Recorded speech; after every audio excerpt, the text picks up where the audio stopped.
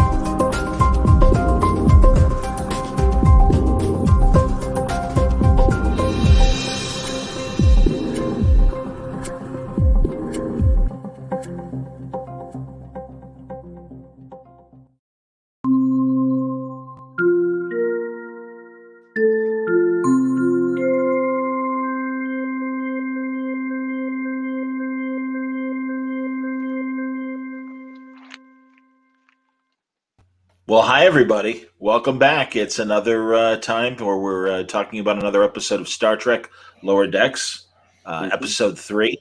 It's good to see everybody. John Suntress here. Happy to welcome Mitch Halleck, all the way from Connecticut. Good to see you, Mitch. Hey, Johnny. How are you, man? Oh, Trying to make out your t-shirt. just technical problems. I don't have a Scotty here at my house, but what are you going to do? Oh, please. What are you talking about? I'm almost in black and white. My color's all washed out. It's like I had everything set up an hour before the show. I come downstairs, my machine was putting in new updates. I'm like, wait, what now? And I had to reboot the whole thing.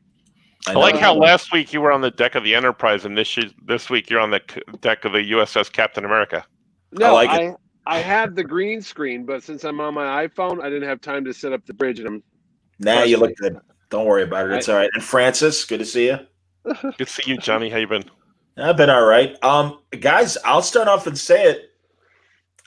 Best episode of Lower Decks so far. Yeah. Dare I say, best episode of CBS Star Trek so far? I said watch Franco hate it. And I did hate it. I did really?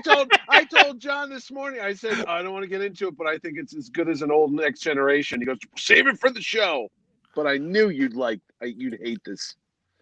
Why? Well, Francis, tell us why you hated it. God. Because it wasn't as funny as the other episodes. There were a couple of funny moments that I did like, but I thought it just got dumb and dumber and dumber. I liked the opening with the rock concert. I didn't like the opening. That's hilarious. And killing. Oh, no. You didn't like the opening? No, I thought it was like Back to the Future. Yeah. When he killed, when he killed the Klingon guy, when he blamed his own, because he's like, "What's that noise?" And then he kills his own Klingon. I thought that was funny. Well, but then the episode just got dumber and dumber. It was just stupid. We may as well start with the teaser. I did like the effects of it, but now you see, and again, I like Rick and Morty. Yeah. It played too much like a Rick and Morty intro. And it works for Rick. I'm sorry, Mariner can't. Well, I guess Rick is also the solution to every problem on Rick and Morty, the smartest guy in the room. But I don't know. I don't care for Rick's characterization on Mariner that way. Yeah, And that's hilarious.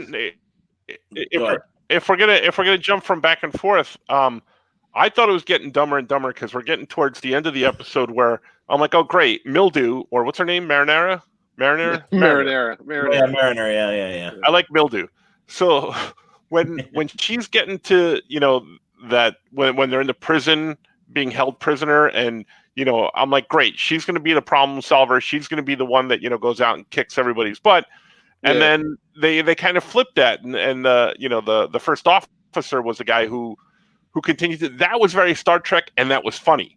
Yep. So I like that part, but just the whole thing, like, oh, I brought the wrong thing, and everybody's got to get the fertility god. I mistook it in the buffer time. Yeah. I'm like, that's just so stupid.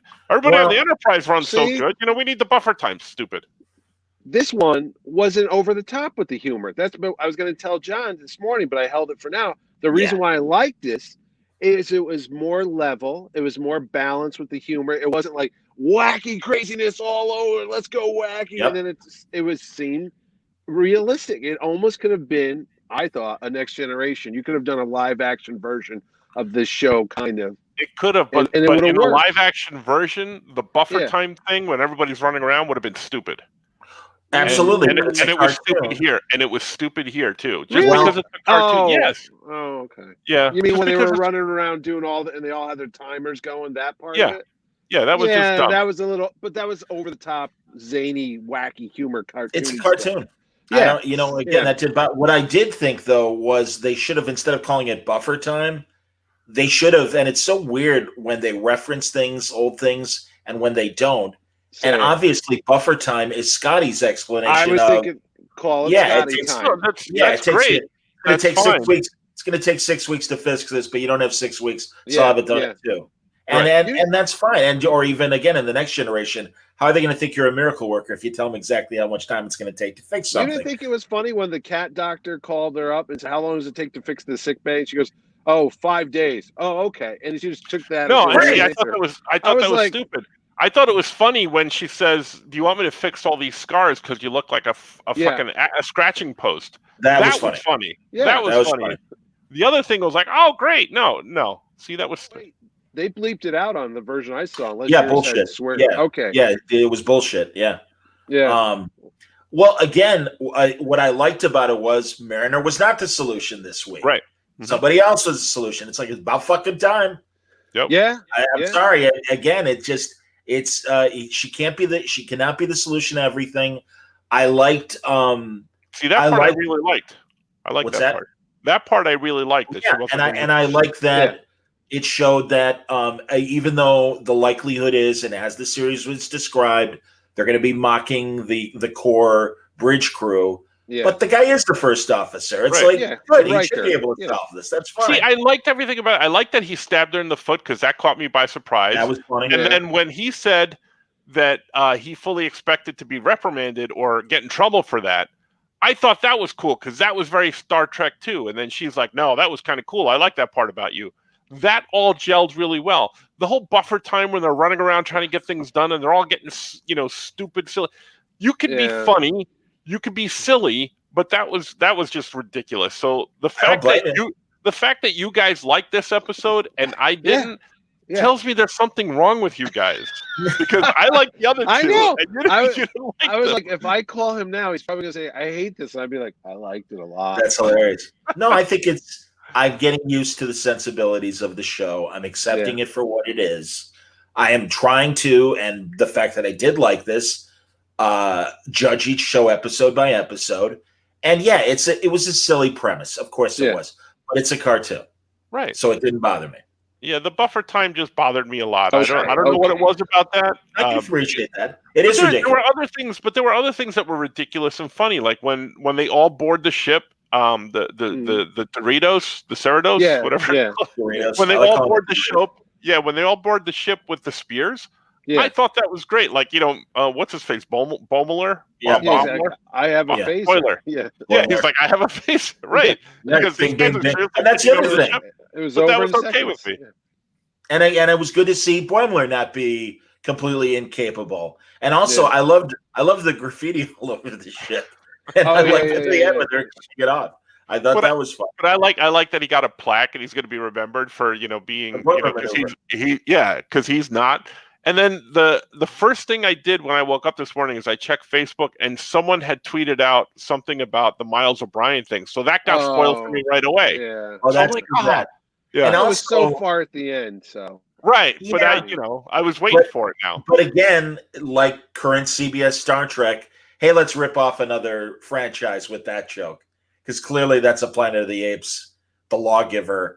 Right. At the end. Oh, you don't know that one, Mitch? It's the end of no, Battle I for know the Planet. Lawgiver. Yeah, how did you? The Battle for the Planet of the Apes, they were doing the same thing where it's in the future yeah. and the lawgiver is teaching about Right. the time of Caesar. I do my John Huston John imitation. Houston. Yeah. Yeah.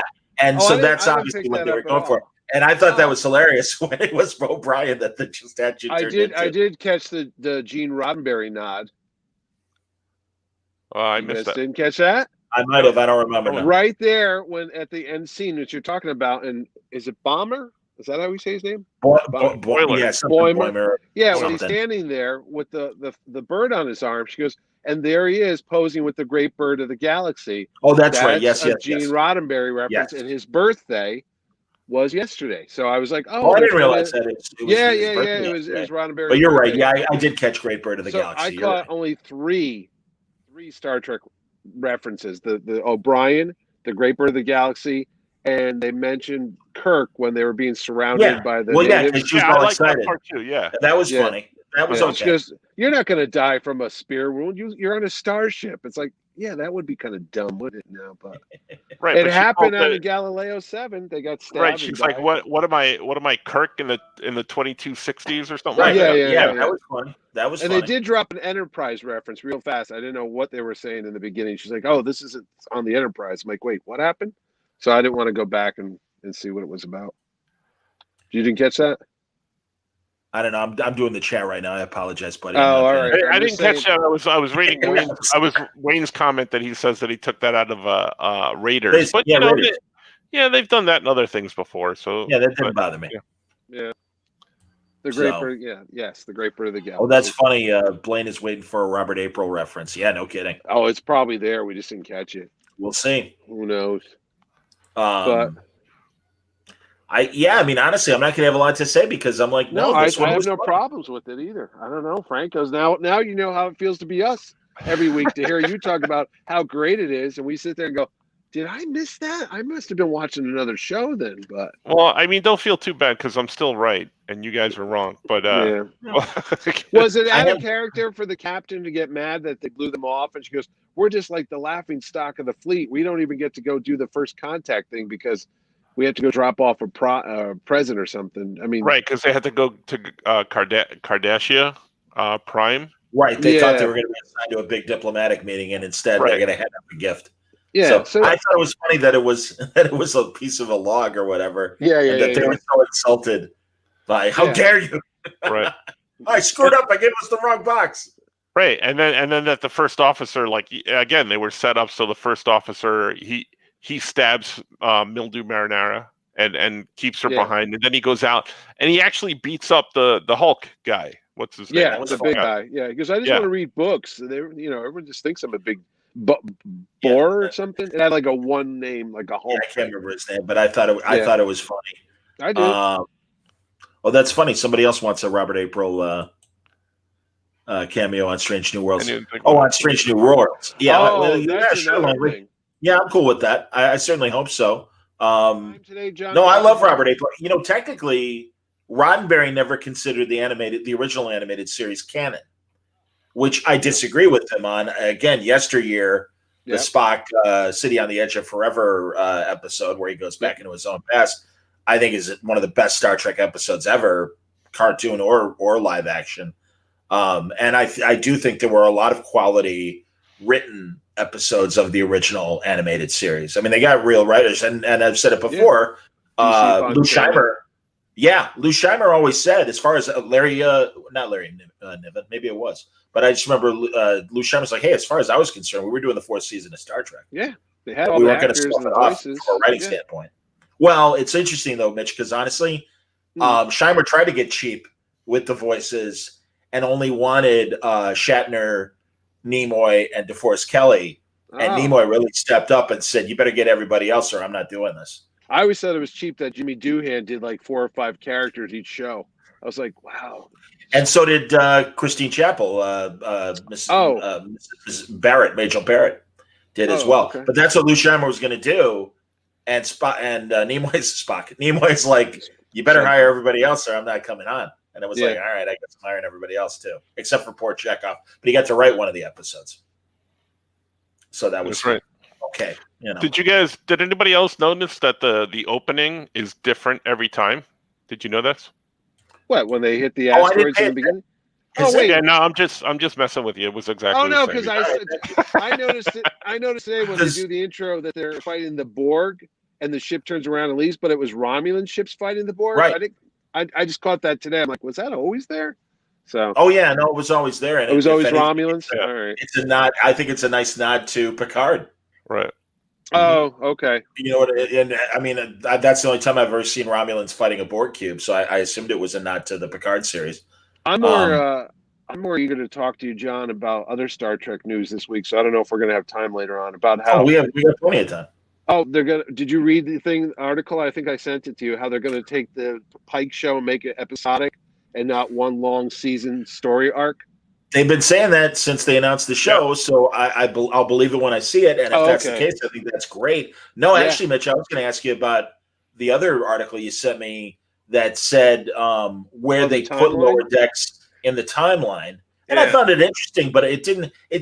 I don't, and maybe I read it wrong, Mitch. I honestly don't know, but it seemed to me that was speculation on the writer's standpoint and not officially from Mike McMahon or anybody else. They were getting so serious about it, saying this show takes place after Nemesis, which I was like, really? It's that far out? And they were like, well, they're about to have the android rebellion on Mars in 5 years that sets up this. And I go, wait, I think you're getting too deep into the lore for a cartoon show. I don't think they're that faithful to the canon. I don't know. I honestly don't know because the uniforms reflect the period of Picard, the flashback of Picard, which was 15 years before the current events of Picard.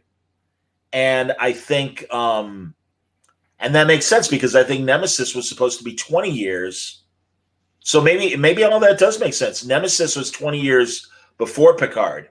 So all that does make sense that it would be around maybe 5 years after Nemesis then. Okay. I didn't think they were going to be referring to things that, Oh, I kind of was like that vital to the show, Well, I don't think it's vital necessarily, but I do like how it makes sense and fits. Man, I'll tell you, the more I think it, I'm happy again to talk about Discovery and Picard or Strange Worlds or any of the other Star Treks. God, I really, really hate the whole Android Rebellion. Just does not make sense. Nah, and it really makes sense. And it flies in the face of Data's trial. Yeah. And it's just like, okay, so they're all sentient, and we're going to treat them with respect, like slaves. No, well, again, because of the court ruling, we're going to treat them like with respect. And then by the time of the blow up of Mars, no, they're slaves, and it's like that's what, I was like, that's not the Federation. What the hell, man? No, I don't buy it. Do you think that? I mean, not that I don't disagree with you. I agree with everything you just said, but do you think it's something that's playing into future seasons of Picard because now that he's an android, it's going to be something that they're going to probably. No, that could very well be. I don't know. It's stupid. It's dumb. Yeah, I agree with you, but it's something that they could be playing at. You're hedging your bet when you do something like that, though. It's like, oh, this is really going to make sense 4 seasons from now. It's like, really? How do you know you're going to get there? So, Langley asks and says, "Don't the uniforms look like TNG show outfits?" They do, Langley, but also they look like the kind of slight modification that is in the flashback scenes of Star Trek Picard. When he's talking to Raffi and he first goes to the Federation to create an armada to save the Romulans. It's like, no, they turned me down. And, and Raffi's like, yeah, they turned you down. They kicked me out of Starfleet. And it's like, whoa. So those uniforms look like those Picard flashback uniforms. There is a little subtle thing with the uniforms, like the little, what do you call the little buttons for the ranks or over here, aren't they? Yeah, aren't they here instead of? No, they're still on the collar, but there's like a white stripe going down. Yeah, something's about that. Yeah. And again, that's the design of the Picard series uniforms as well. Oh my god! I just realized that we may be losers. Why? That we noticed this stuff? Oh, yeah. Oh no! I come on! Please, I was running through the hallways and somebody had like white socks on or white boots. I'm like, are those supposed to be socks or are those boots? Are they allowed to wear those?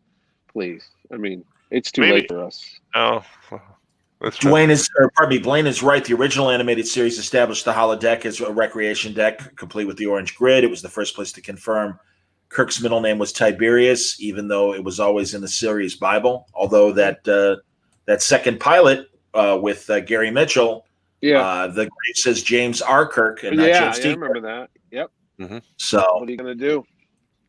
Oops. Yeah, man. And this is interesting. So you know you don't need to rewatch Picard, buddy. Yeah, really, Langley. Yeah, really. Trust Langley, you don't have to. Trust me.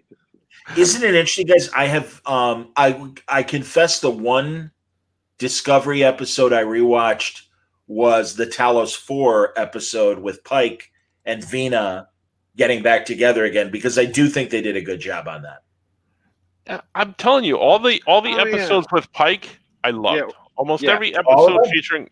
I said almost every Well, episode right. featuring Pike. I liked. I loved. When he went into the. I'm not up on all the jargon as you guys are, but when he went into that temple, and then he had the flashbacks and stuff like that. I just think he's so good in that role. Yeah. And I'm so thrilled that he's getting, that we're getting that show with that cast. Hopefully. Yeah. I'm not super thrilled about Spock, but Rebecca I- Romaine and him, and I think it's going to be great. I think Ethan Peck is a fine actor.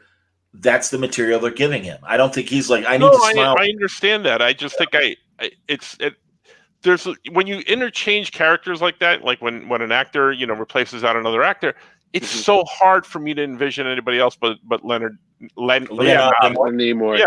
You don't So, think Zach Quinto every time you see him? Zach, What do you think, Still, Franco? it's still kind of off. Again, for me, it's more about the emotional stuff. right. That's what cancels out Zach Quinto's See performance. that I can buy because it's the Kelvin universe as opposed to this one, and things can veer for me. I get that. Like I can buy into that, and I can maybe even his physical appearance. I should be saying, oh, that veered a little bit too, because maybe a Y chromosome didn't get into the right place when he was being melded together in utero or something. So I could be okay with that. Maybe. I agree with Blaine, who says the Android Rebellion is like McCoy injecting Khan's blood into the dead Tribble and into darkness. It exists to justify a story point later in the timeline, but has no justification in and of itself. And that's your hallmark of modern Star Trek. Bad writing. please, modern Star Trek. How could you call it? I don't even. I call it the J.J. Abrams influence. It's Yeah. pronounced He seems to have Jabbers. He seems to Jabber. have his fingerprint on everything. And the same thing, like, I know it's a different franchise, but Star Wars too.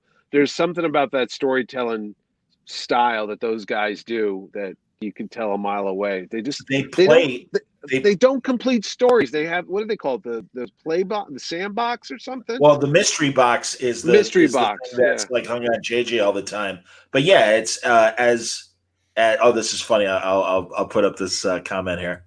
Every time I listen to John and Rob rag on Disco and Picard, I want to argue, but both shows just aren't any good.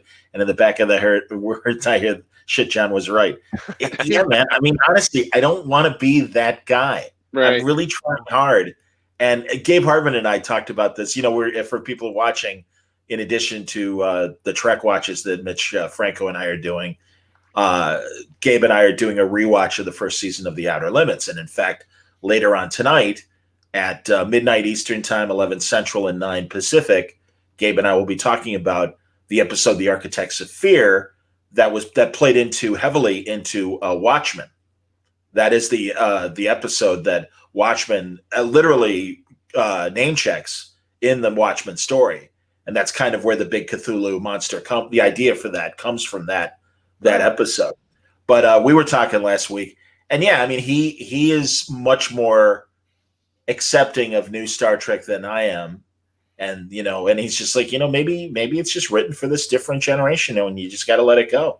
And I'm like, I don't know if I necessarily agree with that. I mean, good writing is just good writing. It doesn't matter if it's 50 years ago or not. I think so too. My son and I, we were watching old episodes of what the hell we were watching? Rhoda and Mary Tyler Moore. Yeah. And he's cracking up at some of the stuff because it's funny, and he's just not from that generation at all. Well, neither am I guess, but I am more so than he is. But just funny writing is funny writing. I agree with good you. writing is good writing. Did he Yes. watch the new Star Trek cartoon with you? The Clone Wars one? No, Star Trek. Oh. The Lower Decks. Oh, Yeah. no, he's not. No. No. Not into it. Not into it. Not for Well, 25 minutes. He I can't give haven't. that No, up? he's kind of been watching him, but he's been working and stuff like that. So he hasn't. Yeah. I don't know if he's really had time to watch him. Wow, Langley brings up something sad. I didn't hear about this. There's a GoFundMe for Nichelle Nichols. I knew she was suffering from dementia, Oh, wow. and her family suing her manager for ripping her off. That's terrible. That's like I didn't know that. That's like poor Stan Lee. Yeah, I knew about the dementia thing because we were talking about having her come to the show, but I guess a year ago they said that was pretty much her farewell tour for conventions because she was. Sure. She's That's not too well. bad. Yeah. Well, especially if they're stealing her money from her after all these years. Yeah. These guys. No, that's rough, and I'm always. It's sad when that happens to I mean, James Doohan, I know, was getting kind of Alzheimer-y at the end as well. Yeah. I remember they did that TV Lands tribute, and they brought him out there, and thank you very much. I'm like, wow, he doesn't even know where he is right now. Yeah, So. That's what it looked like to me too. Yeah. Yeah. Bummer. Anyway. Well, go ahead, Mitch, please. No, I was gonna say I don't know what else to say. Lower Decks, I gave it like 8 out of 10. Thought it was So great. did I. I want to gave it talk an 8 about as well. I want to talk about the Pike show because I'm more excited to watch that than I am another episode. I didn't even watch the teaser for next week. I don't even know what's totally gonna happen. with you, but I would say best diagnosis for a Pike show a year away, if not 2 years away, because they haven't shot anything yet, man. You know, and plus the COVID thing's probably whacked everybody too. Well, I think we talked about this last time. Isn't Discovery airing right after Doritos? Yeah. yes, we have 23 consecutive weeks of Star Trek, so we have another 20 weeks because I forget which show has 10 episodes and which has 13. Oh crap! But Wait, yeah, I gotta talk to you guys for 20 straight. 20 more weeks. Worse, I got to get up early and watch Star Trek on Thursday mornings at 7 a.m. I was going to say, honestly, we in the chat they mentioned Mario mentioned Rob Burnett when he and I get together and talk Star Trek. The great audio podcast, and actually it's a video podcast as well, Inglorious Trexperts. They had, of all people, mentioning the animation show, the original animation series, Alan Dean Foster, who adapted all those great animated episodes and made those great collections, the Star Trek logs were the book. And it was a great conversation. And also he wasn't given credit, but he ghosted Star Wars. the Star Wars book. Yeah. And he did the adaptation of The Black Hole, among other adaptations. Oh, he did tons of. He did Alien back in the day. Like every time there was a movie, he'd go out and Alan Dean. Plus, he did Splinter in the Mind's Eye, which was the that was the first Star Wars offshoot besides the actual books. Yeah. Oh, and Luke and Leia kissed and all that stuff in that book. I remember that book. Did. And he fought Darth Vader in that book. I was like, oh my God, he had a fight with Darth Vader. And Leia picked up the lightsaber with him. And he told the story, and he said that he was commissioned to write a story idea that could potentially be a Star Wars sequel. Yeah. But it had to be under a lower budget. And that's why it's set on that planet and a lot of underground scenes. And, he did all that knowing that. And I mean, obviously it doesn't follow canon, but it is a great alternate universe Star Wars story. It was Dark Horse did an adaptation years ago. I can't remember who the art was, but it was cool to see it as a comic book. Yep, I agree. Yeah. No, but back to Trek. Also, IDW is doing an amazing Star Trek series, year 5 of the original series, and it is the 5th, the 5-year mission. It's the 5th, Lost. It's out now. I see it on the stands. They got beautiful covers by Star Wars guy. He was at my show last year, the Painter Brothers, Hildebrand. Greg Hildebrand does the covers. I didn't realize that because J.K. Woodward does a lot of painted covers as well. Actually, I'm going to see him this Saturday. Greg? The only convention. No, not Greg. J.K. J.K. The only convention that's been around in the Northeast is going to be in New Hampshire, and I'm supposed to go to it. Really? Wow. Yeah, no shit, Mitch. I got my hazmat suit in the back, and Jesus, good luck. No, he's got guests and everything coming into it. I'm like, wow, okay, we'll see. But it's limited. It's limited to only 650 people. The state said you can only have that many. Well, you're talking about a giant convention center. 650 people would be like. Is it this weekend or the following weekend? No, it's this Saturday. It's a one. Okay, I've been to a lot of conventions, so be prepared for them to find a way to get all 650 people into one corner of a room somewhere. I'm hoping not. I was like, I hope all the booths are spread way out, and everyone's got 6 feet I'll- social distance. We'll I'll see. be very curious to hear how all that goes. No? If I'm not here next week, you'll know what happened. So, God forbid.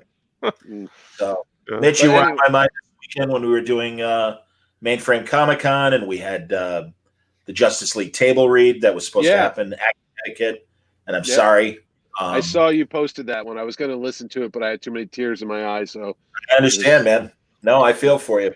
I was You know, with Jerry today. He was talking about your one with him and Jurgens and Kupperberg and Elliot Magan. Yeah. Jerry was telling me about that one today.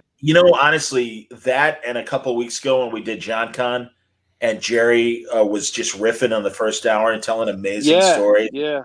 Seriously, man, I can't thank you guys enough for helping me get to know Jerry that much better.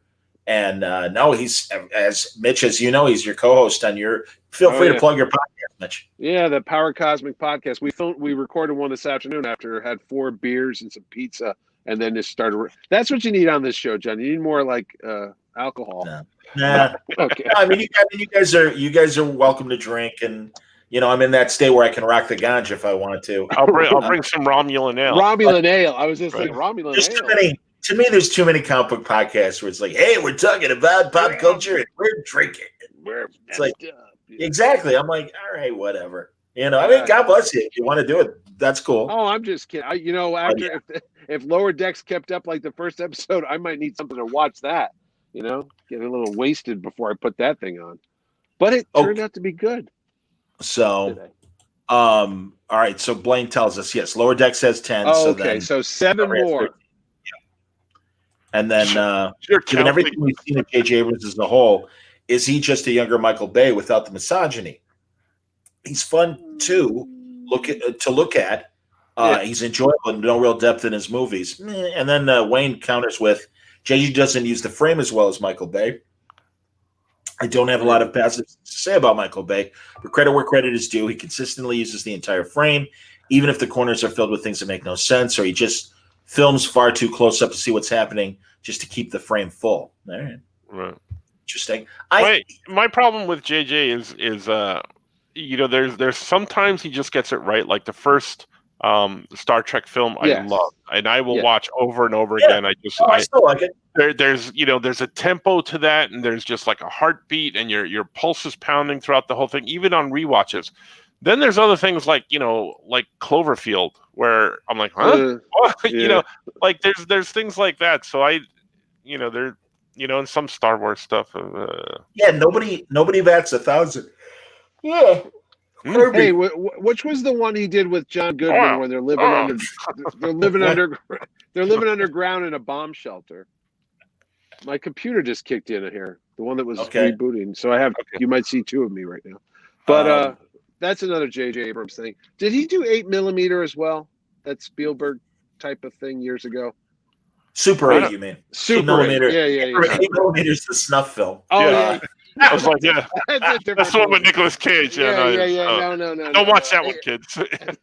Super 8. Yeah. Super 8. Yes, he did that. Well, I was going to say, and one of the reasons why he got the opportunity to do Star Trek, he did Mission Impossible 3, which definitely saved that franchise. Yeah, because he's not a loser by any standards, but and I mean, Alias was an interesting TV show, but we learned that it didn't have a master plan, much like the Star Wars sequels. And I learned that firsthand from several of the writers that worked on the show. Oh, really? Oh, yeah, that they really didn't like the whole as that whole Rimbaldi. Yeah. I remember watching that, and they were trying to put that thing together, and I kept saying, "Where's this going?" And then we stopped watching it around the 3rd season because it didn't seem to go anywhere. The same I'm glad enough. Lost. I never watched Lost. But I love his concepts. I love the beginning. You're like pulled into this thing. And you're like, what is going on? And they're setting up all these things, but there were never any answers, and it was obvious they don't know what they're doing or where they're going, and that just annoyed me. Dare I say he's like the Jack Kirby of TV and movies? You get those beautiful setups in the New Gods, and then you're like, shouldn't this be paid off more? But I digress. That's how I always felt about New God stuff. Like, it's a great visual. The concepts are cool, but the follow through is like, Well, like Blaine says, Star Trek 2009 is fun. It's more Star Wars than Star Trek. A lot of people made that observation. I agree with him. His leaked Superman script is abysmal. Yeah, it's really weird. Oh, I never saw that. He was on Ain't It Cool News years ago. He also acknowledges he wasn't happy with it. He had terrible studio notes and 72 hours to do it. Blaine, I agree with you that his first Star Trek is more of a Star Wars film, but if his second Star Trek was good or better, then it wouldn't have been. I do that when Franco talks all the time. Yeah. No, it's neither. It's not a reflection on the conversation or Franco specifically. It's my sleep is all over. I was up at 4 this morning. It's just weird, and it's like I'll be fine, and I burn through my work, and then all of a sudden at 1 o'clock I need to take a nap. Did you watch Trek at that time at 4 a.m? I actually didn't, thinking that I would fall back asleep, and I really wanted to give it my attention, and I was hoping to catch a few more. I was going to say, was hours of sleep before the sun came up? Would that have woken you up? I don't know. Yeah, no, I'm betting it wouldn't, because honestly, a few times with Picard, I would be up. I'm going to love this. Yeah. Then, so I don't know. Are you looking forward every Thursday to watch a new Star Trek, or just like a job? Yes, I honestly. Okay. Although, again, in comparison, and reminding people that tonight at midnight Eastern, 11 Central and 9 Pacific, when I talk about The Outer Limits, first season, it is such a pleasure to watch well-made old science fiction. And really, that first season is so, even like the first 2 episodes aren't the best in this season, but they're so well made, they're so well shot. And that's why I'm glad I got Gabe, because Gabe really pays attention to the cinematography of it as well. And he really researches hard, and I do too. Well, I would expect him to. Isn't he a storyboard artist on a bunch of stuff? Yeah. I was going to say, I know that name. I don't know. Gabe boarded Superman Returns. Oh, okay. Boarded the Dark Knight movies with Nolan, and Batman Returns, and the second and third movies. He did Spider-Man 3. He's done a lot of genre films. I know he did some prep work with Matt Reeves on one of the Apes. Well, he did the Tim Burton Planet of the Apes. Oh, and I did some prep work for Matt Reeves on the Apes movies, that the better modern ape movies. That movie looked great, but it was a horrible movie. I'm sorry. That one's the Tim Burton one. Well, yeah. Wayne says J.J. Abrams is like a Douglas and Adams novel. It captures your imagination, but he then realizes he has to finish the story. Yeah. Unsatisfying ending. That's hilarious. No, I agree with that. That's kind of like watching Doctor Who when I can't remember the showrunner's name, but he would watch it and it would have a great setup. In the last couple of minutes, it would be magic, and he'd pull out the sonic screwdriver, and everything would be great. You're like, really? That's the payoff? It was like, which doctor was that period? It's the one with the Tenet, and then it went into Matt. Tenet? Oh, so that's Russell Davies and it would always seem like magic. Like, it's not very scientific how I'm going to answer this. It's like, I found this, and then they play the music, dun, dun, dun, dun, dun, dun, dun, and he'd run off. I'm like, every fucking week you get me sucked in, and you fuck it up. When I'd watch Stargate SG-1, a lot of times they would wrap up in literally the last 3 minutes of the episode. You're looking at the clock. My roommate and I would be like, where are they going with this? Yeah. It would be a 2-parter, and it rarely was. Oh, is this going to be 2 parts? I don't know how. Oh, no, that's how they ended it. Yeah, but Blaine confirms. Russell T. Davies. Yeah, well, they both have their weaknesses, I think. But I can't remember the comic book writer, Dave, British guy. I'm at Comic-Con on the main floor. David Hein. I see who I think is David Hein. I'm like, David! And he goes, no, I'm not David. And I'm like, David Hein? And he goes, no, Stephen Moffat. I'm like, oh, Jesus. Oh, wow. Really? I'm like, Jesus, Stephen. I go, forgive me. You look so much like another Brit that I know. And I said, and I had my recorder, and I'm like, any chance I get even 2 minutes right now? He's like, I'm really sorry I'm running. I'm like, no problem, man. I'm like, love the show. And I do. I'll gently disagree. I liked when Russell Davies and Stephen Moffat were running Doctor Who. I like it much better than current Doctor Who, which I dislike. And man, I swear, everybody, I was all for, and I am all for, a female doctor. Yeah. too many companions. And because of that, it dilutes the story. We don't get enough of the Doctor in her own show, and that's stupid. That's I agree with that. Stupid. I can confirm because when she was chosen, I remember you and I had a conversation about it and how excited you were for it. Yeah, no, and she was great. When she gets to act, yes, she reminds me of David Tennant in the best way, in the same way that I felt Kate Mulgrew had a little bit of Shatner in her Janeway. Yep. And the way that she did Janeway in good ways. And I'm like, this is going to be great. Do you remember who Janeway, the original actress for Janeway, was supposed to be? It was that French actress that they fired. Genevieve Bujold? Bujold? Yeah, Juliette. Yes. But they actually filmed with her, didn't they? And it just didn't work. They did, and she quit. One day. Oh, she quit. Yeah, she quit. She quit after the first day. She's like, I had been used to episodic television, and I'm sure you guys know they have like 12-hour days as a normal. Yeah. And she's like, I'm not used to this kind of intense shooting. Yeah. And in fact, even Robert Picardo, the Doctor, said she really had the wrong demeanor for Janeway. And then, like, he goes, they had a shot of her going to warp for the first time, and she's like, engage, like almost like the silent prayer before they go. And she's like, and instead, when Mulgrew came in, and it's just like, engage, she's like, that's a captain. That's somebody very commanding. Wow. Yeah. It was very interesting. And truly, everyone was like, okay, Langley says 3 days. I was going to say, is there any footage of that? I would love to see that. I don't know. I don't have any of the box sets. I'm not sure if they 3 put days. I doubt they put anything in there. It's like the Michael J. Fox thing when they had the other guy from Mask play Marty McFly. What's the guy's name? The red-haired Eric Stoltz. There's footage of it, but I don't think they play it because I've seen it without audio. I don't know why, but it was like, I don't know. I don't know if they want to publicize that stuff. Yeah, I think with Star Trek stuff, they would never. If Kate Mulgrew is Janeway, they would have never put out anything with Genevieve in to even like cut her slack. Yeah, probably I'm sure there was footage shot, but I think maybe they wouldn't want to show them. Langley's right. Kate Mulgrew was an acting worse because of soaps. Yeah, she was on Ryan Soap. Oh, really? She was so. Mary Ryan. Yeah, I saw her on Mrs. Columbo. She was absolutely Mrs. Columbo. I saw her on Broadway too with Naked Harry Potter in Equus. I remember you telling me that. She was, I forget what part she had in that, but when she showed up, I'm like, oh, hey, it's Janeway. We got her autobiography at CBS, and of course nobody wanted it, so the program director's like, you like Star Trek? Oh, we lost Mitch for a second. Wait, he's coming back. Good, finally.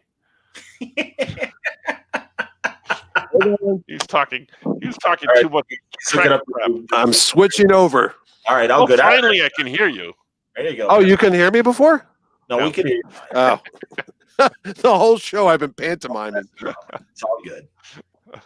It's funny. I had the camera slightly that way, and it's like, hey, there's John's bathroom. How you doing? Hey, it's John. It's fine. I turlet. So now that Mitch finally has his camera working, thanks for coming, everybody. Wait, no. What else? I'm trying to think of if I heard or read any Star Trek news. I heard what's his name? Akira Kurtzman. I heard he was out.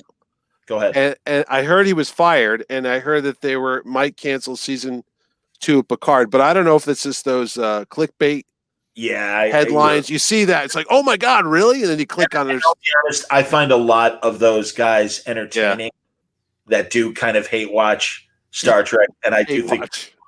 Well, I don't know how else you'd say. What do you call when we watch it? I don't know.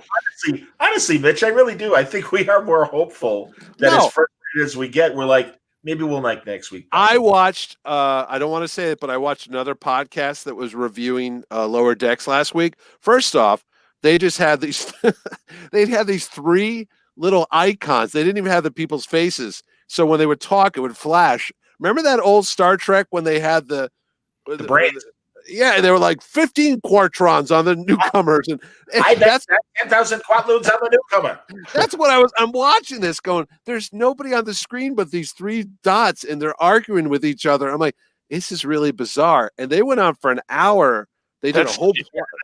But I'm guessing it was the Midnight's Edge guys. Yeah. who- they've got a rotating group of hosts, and I find their show entertaining. I Okay. don't always agree with them, but I do find their show entertaining. That's genius. I wish we had thought of that. We could have 3 blinking lights right now. There are 3 lights. that was on yesterday. Oh, a chain of command? Is that? Yeah, I one? love Yeah. that. That is the best two part. David Warner, man. When I was Yeah. talking to the Justice League cast, and we were going over great guest stars, and Yeah. going all the way back to the Batman animated series, I'm like, David Warner, who, as you know, was the evil Cardassian in that, and Yeah. also played Ra's al Ghul constantly on the Batman animated series. He was I'm Jack the Ripper. That's how I know him. absolutely time after time, and Dave, he's always great. Yeah. Titanic, everything he does. That Western, the Ballad of Cable Hogue that he did with Jason Robards and Stella Stevens. The guy's he's an A-lister. He's still alive, right? absolutely. Okay. But we were talking about him and also Michael Ansara playing Mr. Freeze. Yeah. And it was interesting. Not to go into a different tangent, but Andrea Romano was although again another Star Trek great, Michael Ansara, Kang. Yeah. He really was having difficulty getting the right timbre of the voice and character, and they finally, she's like, Michael, stick around afterwards, and I won't, we'll work on this, don't worry. And he got it, and she got the right performance out of him, and it was so great. So yeah, pretty amazing. Yeah, he just did it monotone without any emotion, and that's what made it even better. It's like, wow, he's really cold-hearted. Seriously. Wade points out another funny YouTuber that, again, I don't always agree with, but I do find him entertaining. Gary from Nerdrotic. He's a former comic shop owner, and he can hate watch with the best of them. So Hate watch. Oh, is there a term for this stuff? I just call it being critical about everything. You guys are watching, wanting to love, but not ignoring flaws. Hate watching is watching when you expect to hate it and ignore anything that isn't a flaw, or find ways to look at strengths as flaws to trash talk it. Yeah, I agree. Yeah. No, a lot. Truly, as we all know, just like clickbait, negative sells. Yeah. Being negative stuff sells. I watch the evening news every night, John. I see what sells. Yeah. I hate watching that every night. I was going to say. And again, I get it, but really, when for instance, with Lower Decks, yeah, the design of the show is great. I do love that opening sequence. I think it's really funny. The title sequence, I think it's great. Just like Rick and Morty's title sequence is really funny too. But I know, I'm looking forward to talking to Burnett. I haven't talked to him directly, other than messaging back and forth. Yeah. And I really do look forward to having a conversation with him about Lower Decks, because he is a little more negative than we are in terms of, he's like, it's just insulting to the idea of Star Trek. And it was funny because on this episode, Boimler even makes the point, says, hey, we're the best of the best. And it's like, yeah, you're supposed to be. Yeah, you're in Starfleet. But again, the way that they play it fast and loose, I think, with CBS rules, there's a lot of knuckleheads that are apparently running around. I'm going to bet you $20 right now that Robert hates it. Oh, I'm sure just no redeeming qualities whatsoever. No, he was like us, Mitch, in terms of that first episode, giving it half, like giving it 5 stars out of 10. Yeah. So, and it's very interesting because, and I guess it's old school. He and his live-in girlfriend, they've been reviewing movies, and he's been showing her movies for the first time. And he showed her the Dino De Laurentiis Flash Gordon with Sam Jones. Yeah. And it was cool because you could really see a kid watching that movie finding it way too misogynist and very sexist in a lot of ways. It really, Ming's drugging and raping women in that movie. Let's face it. Can I tell you? It was the 70s. Can I tell you? I've never sat through that movie. I've Mitch, never seen that. I've never seen seen it in the theaters. I saw it in the theater as well. Nope. I was a teenager by then, and I really wanted to like the movie. It was too silly for me. Yeah. Now I accept it more on its own terms, and I do like it a little bit better.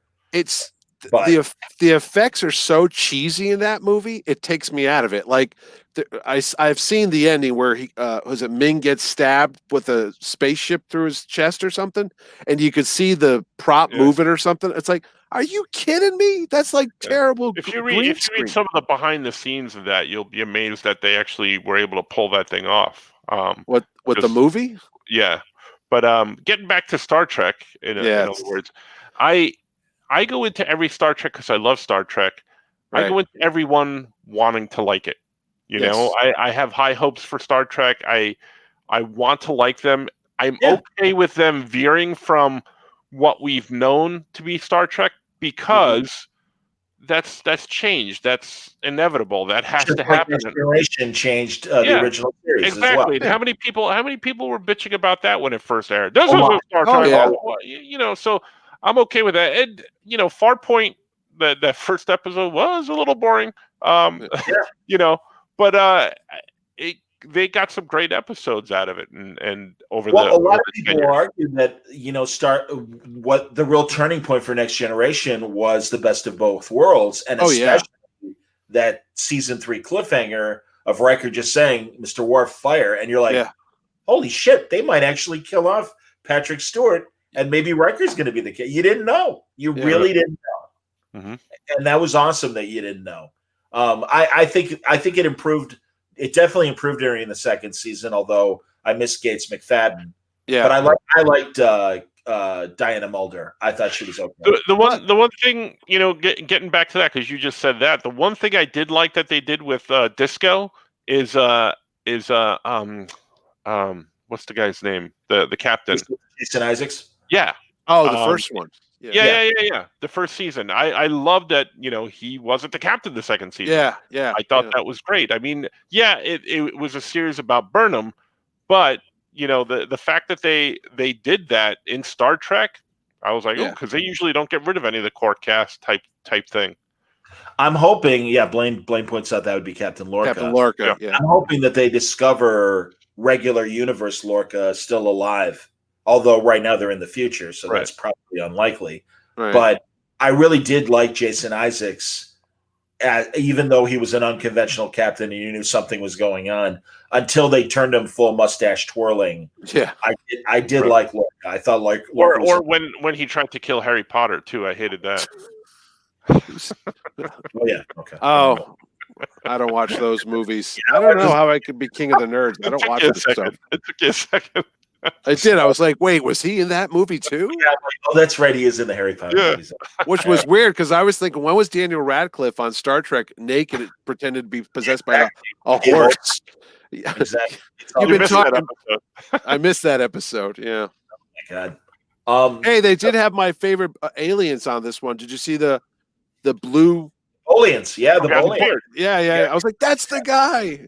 Mr. Mott's race. Yes, the barber. I was just watching one of my favorite Next Generation episodes. I believe it's called Schisms, where Riker's having trouble sleeping, and it turns out the aliens are stealing them and taking him to a pocket dimension and doing experiments on him. Like Beverly does a medical scan on Riker, and she's like, your arm was amputated and reattached. It's 0.3 millimeters off in terms of being proper. And it's like, what?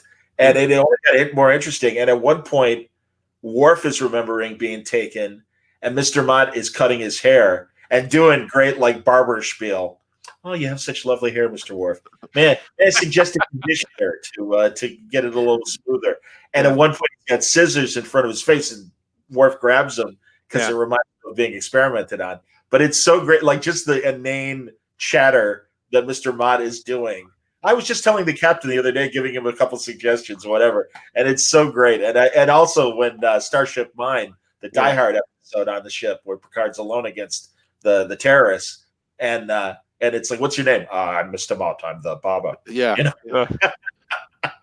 Their Under Siege episode when he was doing a Steven Seagal. Exactly. Jeez, I haven't seen that in 20 years. I'm like, I want to go watch that one now. So. But now we got to start a rewatch of every. I know I've thought about that every time they refer to something. I watch the original Star Trek more than anything else. Like I'll have it on Netflix, and I'll just have it in the background. I haven't gone Right. back and watched any of the other ones though. I'll tell you, I the most rewatchable for me is, I mean, and I will watch all of them, Yeah. but the most rewatchable for me is Deep Space Nine. I love that show. Oh, Just that was The Always- Dominion War was really good. That whole 2-year storyline. Yeah.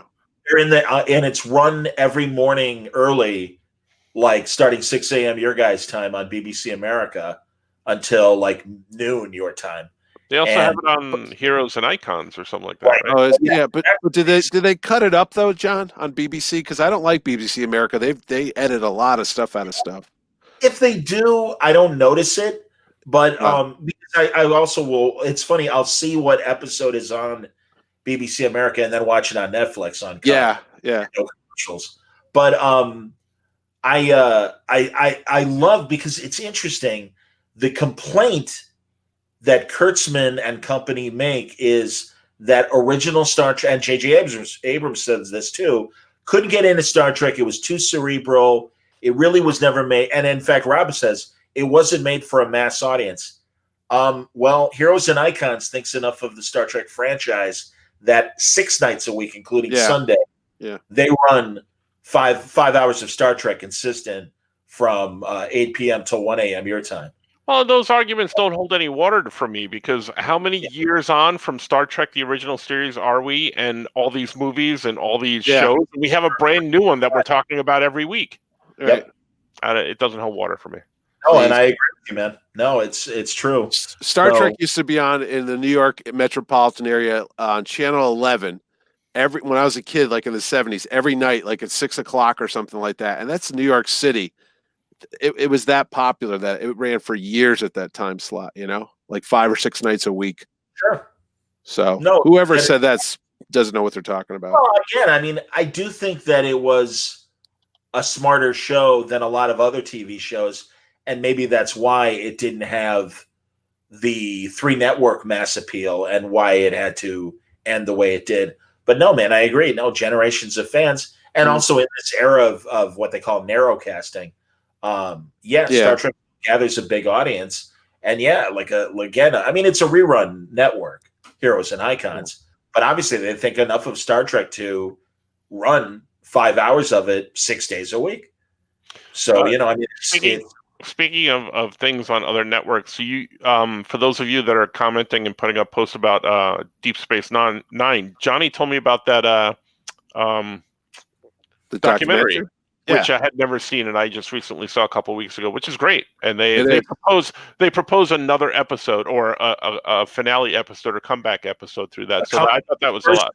the first episode of a proposed 8th season. Right? Yep. Yeah, that's it. Yep. And it is such a great story, and everyone has been begging Ira Stephen Bear, who I guess he was the showrunner, Right. and he was the guy behind this documentary, and everyone's like, "Come on, like finish the story as a comic book, something." Yeah. Because it is such an intriguing story. Right. It's so cool. But I mean, also, in that documentary, you see the writers' room there, and during the run of the show, you're like, "Oh, a writers' room," but you look at what those guys, look at the Battlestar Galactica phenomenon after that. When they were bringing Battlestar Galactica back, I was excited, but also like, oh, they might ruin this. That is one of my favorite TV shows it's got to be in my top 10 TV shows of all time. Battlestar Galactica with Ronald D. Moore. Is that it? That's right. Yeah. Ron Moore. Yep. Fantastic. It was just like every episode was like, what's happening? What's going on? Who's going to die? Who's a Cylon? It's fantastic. I loved it. But didn't fans hate the finale on that show A too? lot of fans didn't like it, but I think I was okay with it. I And think there was just so much good in those seasons building up And to it. Yeah. it's interesting because Ron Moore is show running on Apple TV, the show, now I'm blanking on the name of it, For All Mankind. Oh yeah, that's right. That was the Russians beating us to the moon. And so in response, they open up the astronaut program to include women. Yep. And both the Russians and the Americans build moon bases. So it's like the mid 70s. Yeah. And we have people living on the moon. and it's like just 3 astronauts at a time. But it's a great story. Yeah, it was a great story. Yeah, I find it fascinating that Moore went from Star Trek to Galactica to this alternate history that could have, events absolutely could have played out this way. Since we're going on all these tangents as well, you know what was a great alternate history setup premise, but I hated spoilers. I hated the way it ended. But the Prime show, Man in the High Castle. I was. Go ahead. I was gonna say Ordway was just talking about that 3 hours ago. He said he loved the premise, but he never got beyond the first season because it got. I didn't watch it, but he said second season. He said got too dark, almost what's going on. He said I couldn't watch it anymore. It was so depressing. I go, it was just a TV show. He goes, nah. But I couldn't enjoy it. I bullied my way through it, but when we got to the ending, I was like,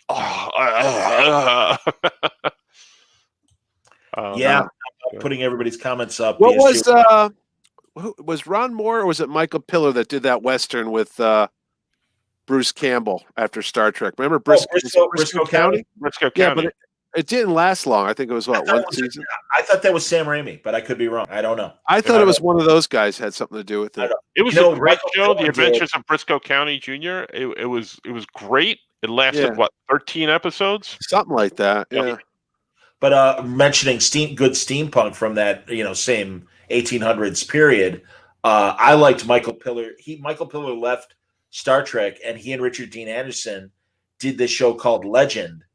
That was kind of like, what if a P.T. Barnum sort of character was more of an adventurer as well? Oh.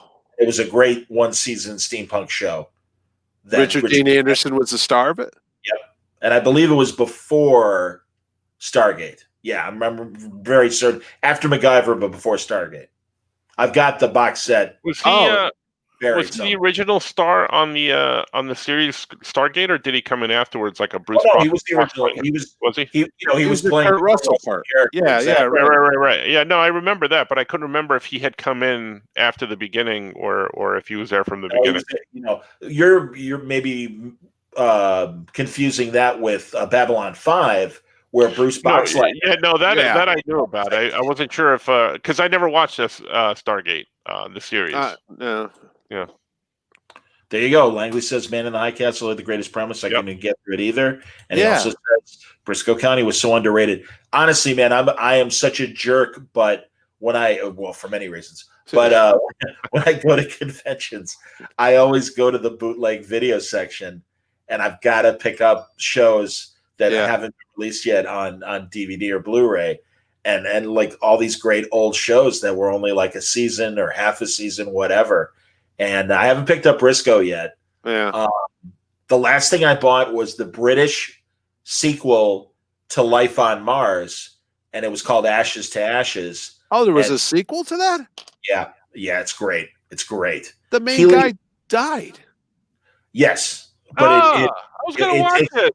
It takes Life on Mars takes place in 1973. Yeah.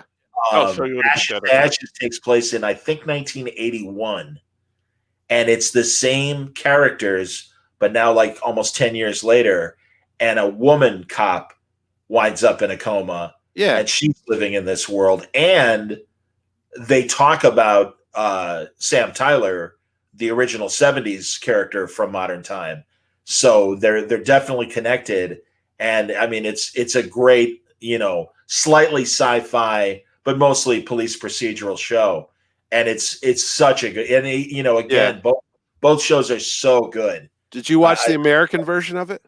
I did, and it was really disappointing. Yeah, my son's in that. Really? He has one episode. My son Spencer's in it. Yep. Holy cow, that's amazing. With Michael Imperioli, because my son was in another movie with Michael Imperioli, who was also Christopher from The Sopranos. So that's right. He remembered him, and he said, "Oh, bring that kid on the show." So we had to go to Brooklyn. Really nice. Yeah. HBO did this amazing weekend where it was when it was right before the second season of The Sopranos debuted. Yeah. And they invited a lot of radio people from all over the country, specifically CBS stations, and they invited sports talk stations and that Free FM, that Guy Talk format that was part of CBS, where Adam Carolla had his show and Penn Jillette and people like that. And me and 3 other guys from Chicago were invited to go. Yeah. And it was we got to meet the cast of The Sopranos, and we got to see a Roy Jones fight. And because I covered boxing for the sports station, they let me go and cover the Roy Jones fight for the radio station I worked at. But we hung out with the Sopranos cast for the evening, and Michael Imperioli could not have been cooler. Yeah, he was a nice guy. Yeah. He Really was cool. he's tied to this area because his mother worked in the local high school here. Oh, really? As a secretary. Wow. But getting off kilter onto something else. Speaking of J.J. Abrams and HBO, because you brought both of those things up, there's this new show called Harrow County. Is that what it's called? No, Lovecraft County. Lovecraft County. Yeah, I saw that last night. Yeah. Again, another great premise from what I understand, and it's getting great reviews. Yeah. But then when I saw that J.J. Abrams' name was attached, I'm like, oh, it's going to end. The first season is going to suck. But no, the ending of the season. The first it's going to be episode, great all the way up until the end of the end of the season.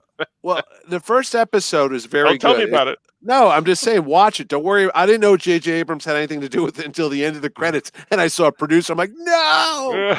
But Damon Lindelof, you could have your arguments about a Lost wrapped up, and he gave us an amazing season of Watchmen. I was going to say, he did good on The Watchmen. I like that one. Yeah.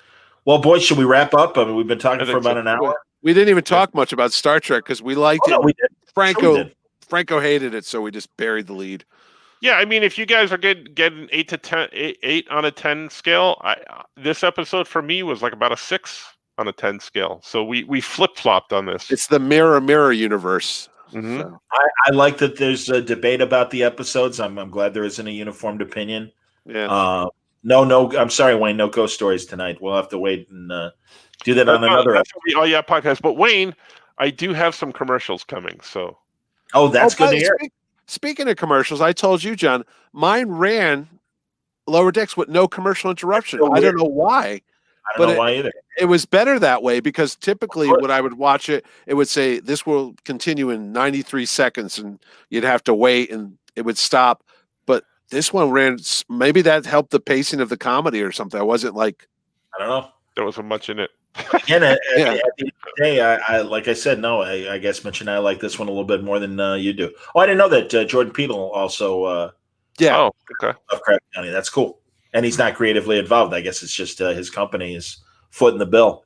I just got scared when I saw his name. So, well, again, all you have to know about JJ and Star Trek is they got rid of the guys that were Star Trek fans, like Bob Orsi, and the people that stayed are Alex Kurtzman, who never really liked Star Trek until he was producing it. So we'll see what happens. I mean, again, we got another 20 weeks of new Star Trek to talk about.